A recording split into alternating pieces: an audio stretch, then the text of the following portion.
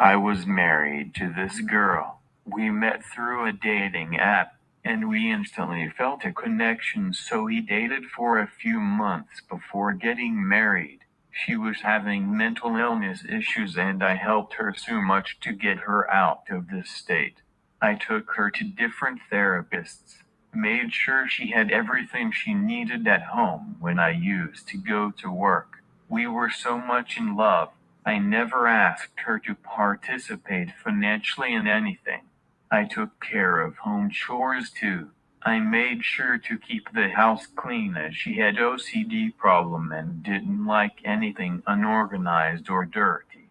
I loved to cook, so I used to do cooking on weekends so that she didn't have to worry about cooking on weekdays. I encouraged her to start taking online courses so that she had something to focus on and she won't feel bored. In short, I was the one who was taking on every responsibility that comes with marriage. This girl claimed she had a sleeping disorder that made her sleep all the time, so she could barely ever answer her phone. One day I called from work and she didn't answer, so I called back, thinking she left her phone in the other room. The second time, a male voice answered. I was shocked and asked him who he was, and he explained, and I told him the woman he has been with is my wife. He was surprised to hear that. From there, we two guys talked about the situation. We met up in person and picked through her web of lies. She told the other guy she had depression and didn't like to talk much, so he would only contact her when she texted him first. We came up with a plan. I went to her second boyfriend's house. The second boyfriend then told her to come over because he wanted her to meet his new friend, me, her husband. She came over, kissed him, and asked where the friend was. I walk out of the living room and say hello. She, of course, stops in her tracks and immediately tries to walk out, saying she felt sick. I felt like I was about to faint. Seeing the woman I loved with another guy was really hard for me. Arguments start, and she proceeds to tell us she can do what she wants and that she also has other boyfriends. She created 4 separate Facebook and Instagram accounts that she updated constantly for each boyfriend. I couldn't bear to listen to that. I was crying and begging her to tell me it was not true, but she had no shame and had no regret about what she had been doing.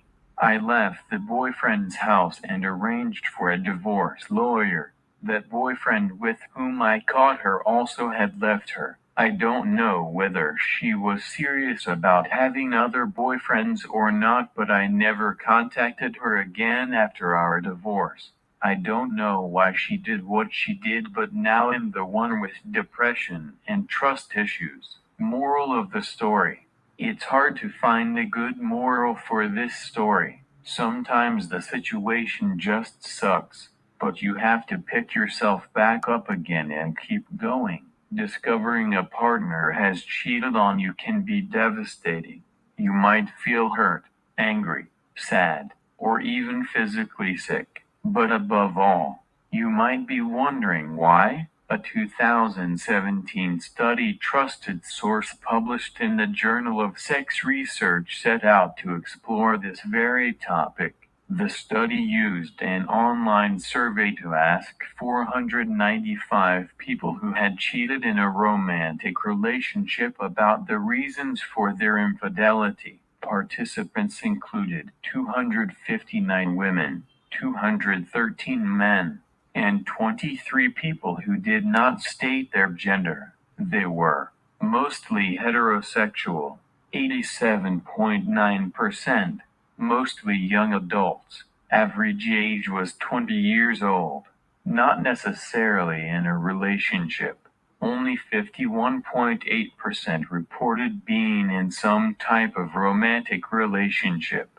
If you've been cheated on, you may still be reeling from the discovery. You might want to do whatever it takes to repair the relationship, or Maybe you're not interested in staying in a relationship. If you aren't sure how to handle the situation, start here. Talk to your partner about what happened. Consider involving a couples counselor or neutral third party for the discussion.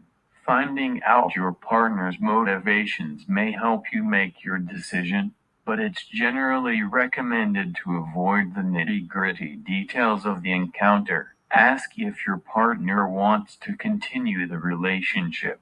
Some people do cheat because they want to end the relationship, so it's important to find out how they feel. Ask yourself if you can trust your partner again. It might take time to rebuild trust, and your partner is probably aware of this fact.